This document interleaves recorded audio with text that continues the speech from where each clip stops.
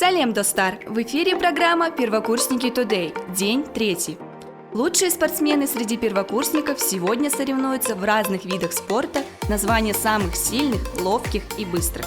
После череды спортивных соревнований учебные группы посетили станции Экспо, где познакомились со структурными подразделениями колледжа, студенческим активом и молодежными проектами. Приглашенными гостями стали социальные партнеры колледжа, спикеры Ассамблеи народа Казахстана и молодежного ресурсного центра Костанайской области. Завершился день церемонии чествования самых спортивных студентов-первокурсников.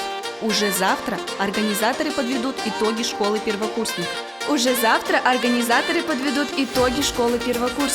Ежедневный рейтинг активности определит победителя среди групп номинации Best of the Best.